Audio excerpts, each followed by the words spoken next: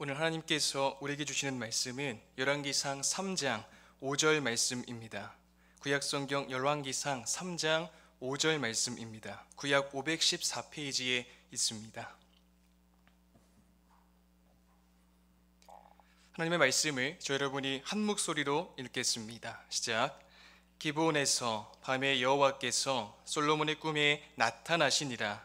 하나님이 이르시되 내가 네게 무엇을 줄고 너는 구하라. 아멘.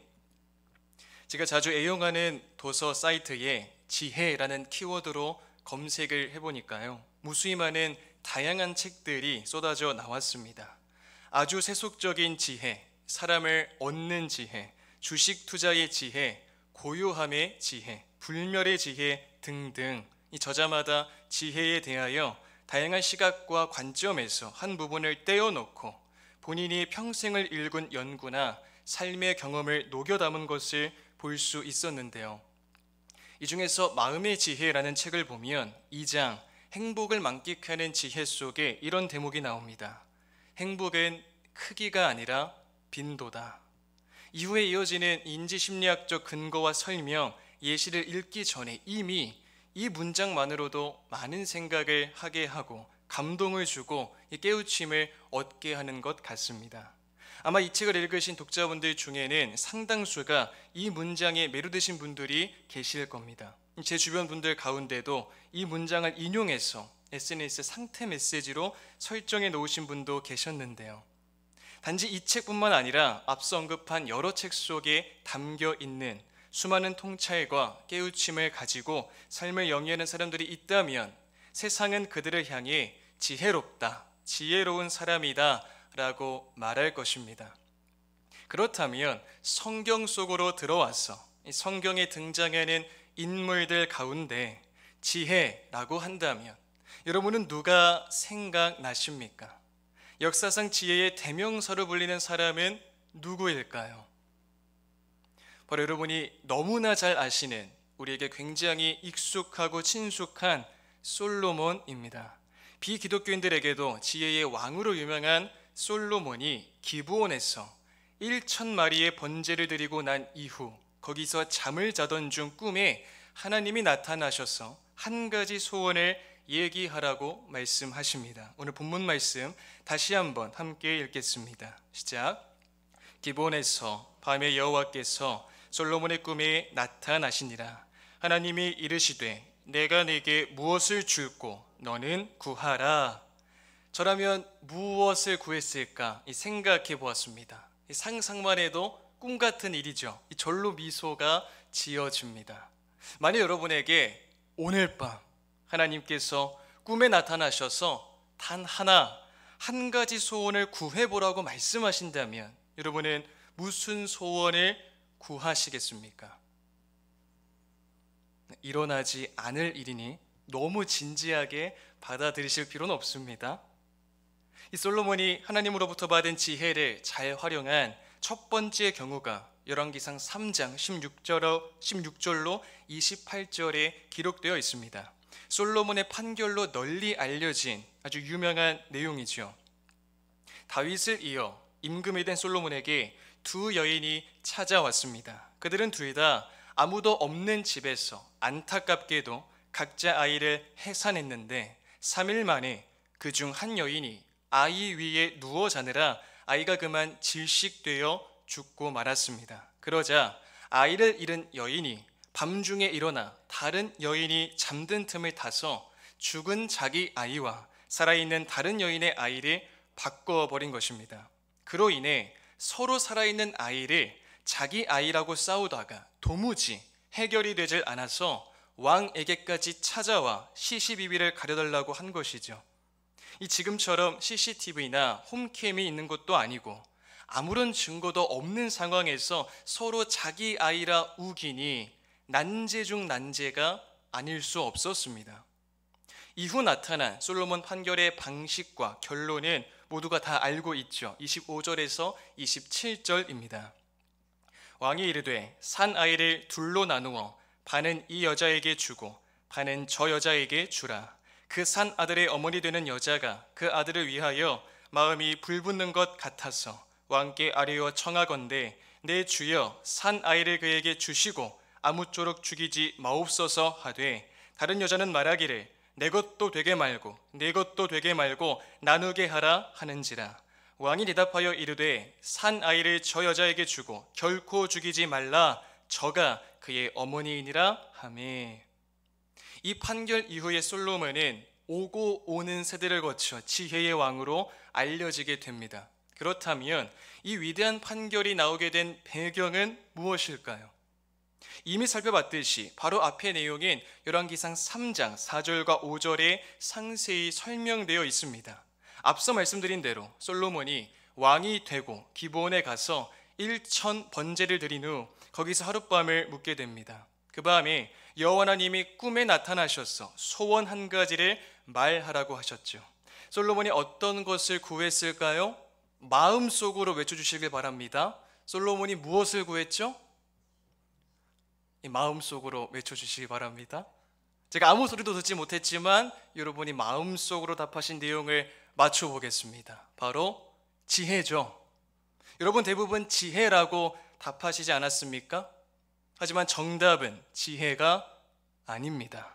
솔로몬이 하나님께 구한 내용이 9절에 기록되어 있는데요. 이 말씀 함께 읽겠습니다. 시작. 누가 주의 이 많은 백성을 재판할 수 있사오리이까 듣는 마음을 종에게 주사 주의 백성을 재판하여 선악을 분별하게 하옵소서. 아멘. 무엇을 구했다고 합니까? 듣는 마음입니다. 여기서 듣는 마음이란 다른 사람의 말에 귀 기울이는 자세를 말합니다. 상대방의 말을 잘 듣는 것, 경청하는 것, 새겨 듣는 일입니다. 야고보서 1장 19절은 이렇게 말씀합니다. 내 사랑하는 형제들아 너희가 알지니 사람마다 듣기는 속히 하고 말하기는 더디하며 성내기도 더디하라. 이 말씀처럼 모든 일은 듣는 것에서부터 시작합니다. 자녀는 부모의 말에 경청해야 하며 부모 또한 자녀들의 말에 귀 기울여야 참 소통이 이루어집니다. 아내는 남편의 말에 귀 기울여야 하고 남편 또한 아내의 소리를 귀담아 들을 줄 알아야 온전한 부부가 됩니다. 특히 내가 리더의 자리에 있다면 그 무엇보다 듣는 마음을 가져야 합니다. 예나 오늘이나 지도자들은 대체로 듣기보다는 말하고 지시하는 일에 익숙해 있습니다. 국가든 회사든 단체든 어떤 조직이든 리더의 자리에 있는 사람일수록 듣는 마음이 부족한 경우들을 보게 됩니다. 당시 왕들은 더욱 그러했죠. 그들은 오직 명령할 뿐이었습니다. 의견을 들을 때도 대부분 듣는 신용만 내는 경우가 허다했죠. 그런 자에게서 공정한 판결, 정의로운 정책은 결코 나올 수 없습니다. 여러분, 항상 하나님께 아뢰고 하나님의 음성에 귀 기울여 살아온 다윗이 언제 밧세바를 범하고 그의 남편 우리아를 죽이도록 명령하기까지 변질됐나요? 더 이상 하나님의 음성 듣기를 좋아하지 않고 듣고자 하는 마음이 굳게 닫혀서 일방적으로 신하들에게 명령을 내리고 지시하는 재미에 빠져 있을 때 그렇게 됐음을 놓치지 말아야 합니다. 그렇기에 그의 아들 솔로몬이 자기를 위하여 부도, 장수도, 군사도 구하지 않고 오직 백성들을 위해 듣는 마음을 하나님께 구한 것은 참으로 귀한 일이었습니다. 그가 듣는 마음을 요구한 이유가 무엇이죠? 그것은 재판 시에 선악을 분별할 수 있게 하기 위함이었습니다. 열왕기상 3장 9절 말씀 우리 한 번 더 같이 읽겠습니다. 시작. 누가 주의 이 많은 백성을 재판할 수 있사오리이까 듣는 마음을 종에게 주사 주의 백성을 재판하여 선악을 분별하게 하옵소서. 아멘. 우리는 여기서 다시금 솔로몬이 구한 것이 지혜가 아니라 듣는 마음이었다는 사실에 주목해야 합니다. 그런데 구체적으로 지혜를 달라고 하면 될 텐데 솔로몬은 어째서 듣는 마음을 달라고 했을까요? 아무리 대단한 지혜가 있어도 숱한 지식이 있어도 진정으로 듣는 마음이 없다면, 듣는 마음의 자세가 되어 있지 않다면 아무 소용이 없기 때문입니다. 백성들의 아픔과 슬픔과 소원을 진심 어린 마음으로 듣고자 하지 않는다면 그 재판이 백성들에게 무슨 의미가 있겠습니까? 불의한 재판관처럼 약자라고 생각하는 이들의 고민과 아픔에 대해서 들을 자세가 되어 있지 않은 리더가 아니라 오히려 그들의 고민과 아픔에 대해 귀 기울이는 그런 리더가 필요하지 않겠습니까? 이처럼 백성들을 위해 듣는 마음을 구한 솔로몬에 대한 하나님의 반응이 10절로 12절에 나와 있습니다. 이 말씀도 함께 읽겠습니다. 시작. 솔로몬이 이것을 구하매 그 말씀이 주의 마음에 든지라. 이에 하나님이 그에게 이르시되 내가 이것을 구하도다. 자기를 위하여 장수하기를 구하지 아니하며 부도 구하지 아니하며 자기 원수의 생명을 멸하기도 구하지 아니하고 오직 송사를 듣고 분별하는 지혜를 구하였으니 내가 내 말대로 하여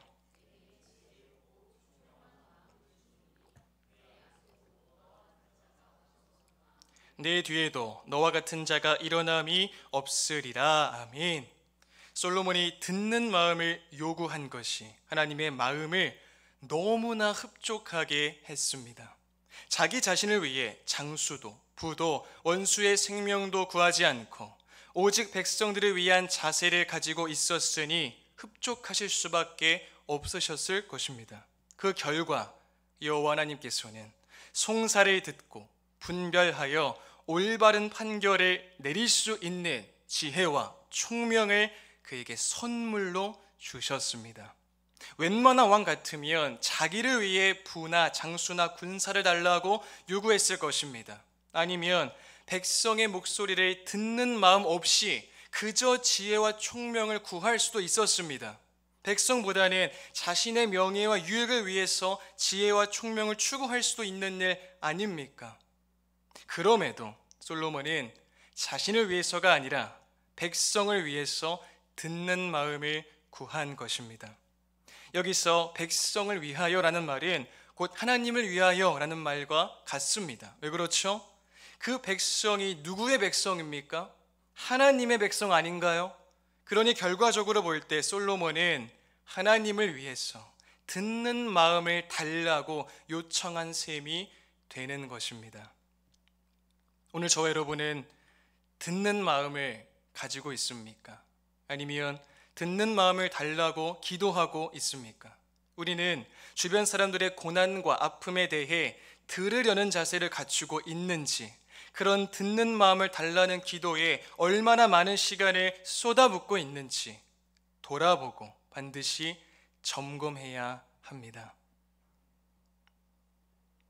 독일의 시인이자 극작가인 베르톨트 브레이트의 코카커스의 백무건이라는 희곡 작품이 있습니다. 그런 작품에서 앞서 말씀드린 열왕기상 3장 16절로 28절에 기록된 솔로몬의 재판 이야기를 새롭게 해석해냅니다. 그 내용은 다음과 같습니다. 67살 되는 아이를 놓고 서로 자신의 아이라 주장하는 두 어머니가 있다. 재판장은 고민하면서 이 여인들과 논쟁한다. 그러다가 재판장은 이렇게 판결한다. 휜 백묵으로 원을 그리고 아이를 그 안에 둔 다음 양쪽에서 두 어머니가 서서 아이의 한 팔씩 잡아 당겨 서로 아이를 자기 쪽으로 당겨가게 한다. 사랑의 힘이 센 진짜 어머니가 아이를 더 세게 잡아당겨 이기게 될 것이라며. 그런데 아이가 다칠까 염려한 한 어머니가 차마 팔을 세게 당기지 못하여 계속 경기에 지게 되는데 결국 재판장은 그 경기에 진 그 어머니가 진짜 어머니라 판결한다. 여기까지 보면 솔로몬 이야기와 비슷한 것 같지만 차이가 하나 있습니다. 그것은 경기에서 진 어머니, 그래서 그 아이를 자신의 아이로 찾게 된 어머니는 진짜 어머니가 아니었다는 점입니다.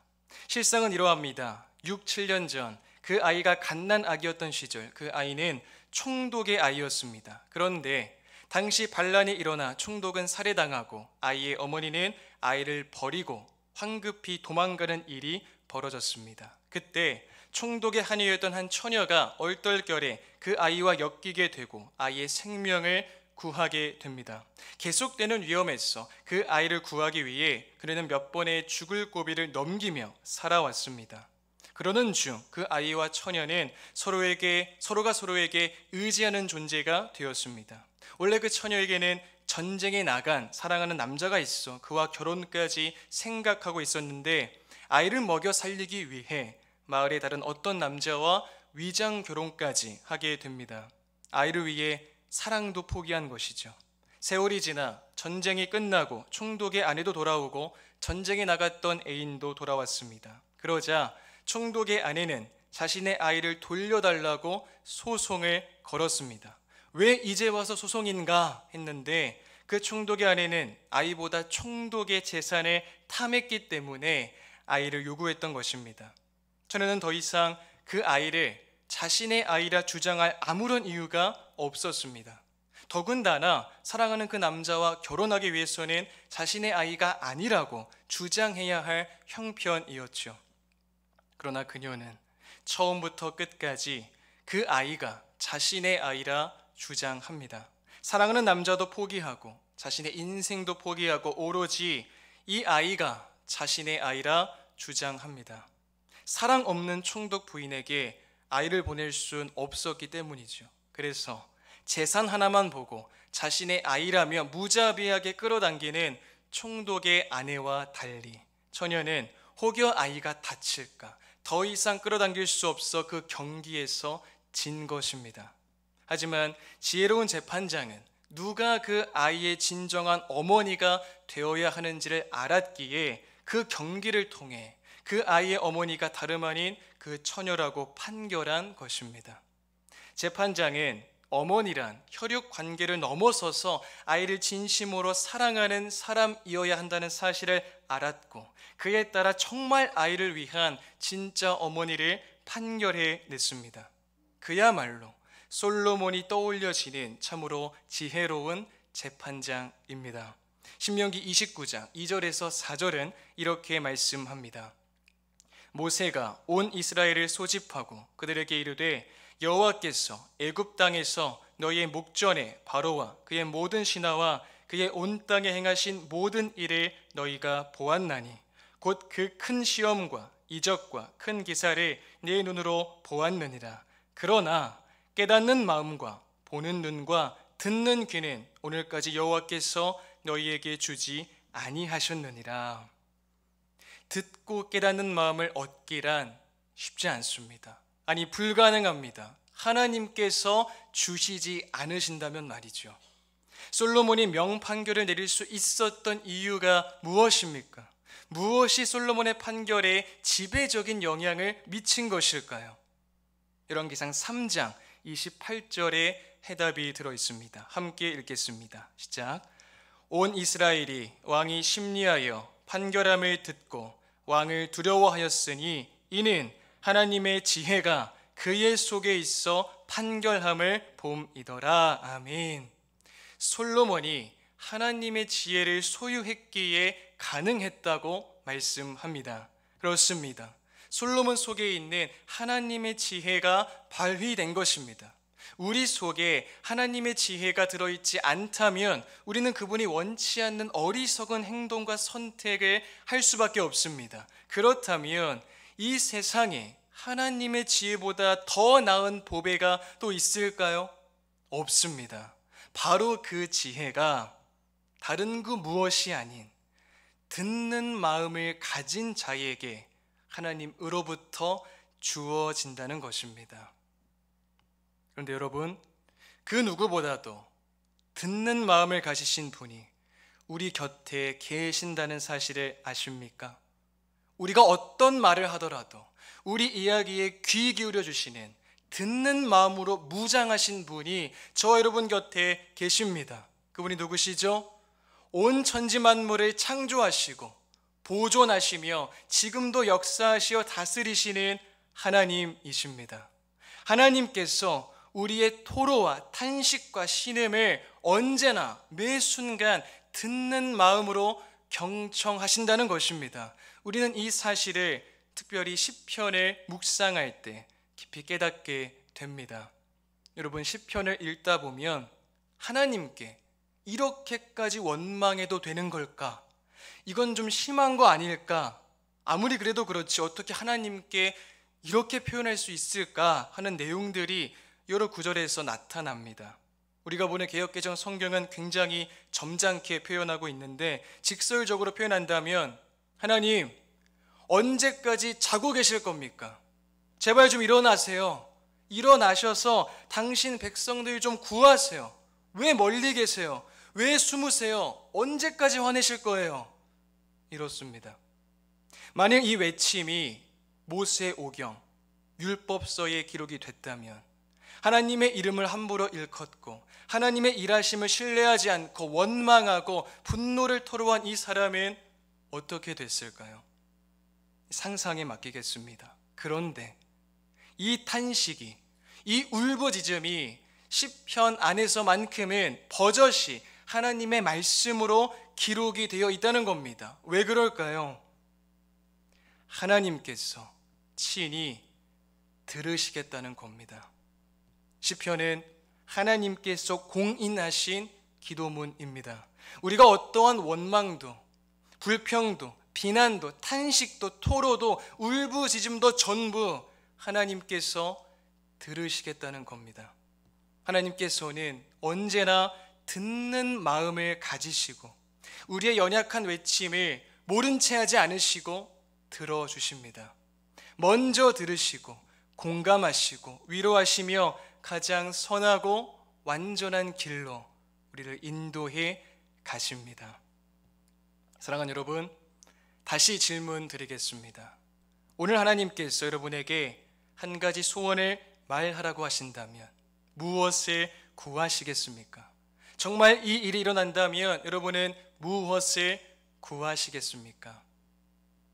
여러 답이 있을 수 있겠지만 그 중에서 최상의 답은 듣는 마음이 아닐까요? 우리의 처절한 토로와 울부짖음을 언제나 귀담아 들으시는 하나님 아버지의 듣는 마음을 본받아서 그분의 자녀들인 우리도 우리 자신의 이기적인 욕망이 아닌 주변 이웃들을 향한 사랑과 긍휼에 듣는 마음을 가지고 하나님께서 심으신 하나님의 지혜를 절정으로 발휘하여 날마다 하나님 보시기에 바르고 정직한 행동과 선택을 함으로 하나님이 원하시고 하나님이 기뻐하시는 가장 아름답고 복된 삶을 살아가는 모든 성도님이 다 되시기를 주님의 이름으로 축복드립니다. 함께 주신 말씀을 생각하며 기도하겠습니다. 우리의 모든 간구와 외침을 매 순간 귀 기울여 들으시는 하나님의 듣는 마음을 자녀들인 우리 또한 본받아서 가정과 일터에서 사랑과 긍휼에 듣는 마음을 가지고 하나님께서 심으신 하나님의 지혜를 날마다 발휘하며 하나님이 원하시고 기뻐하시는 삶을 살아가는 우리 모두가 될 수 있도록 이 시간 합심하여 기도하겠습니다.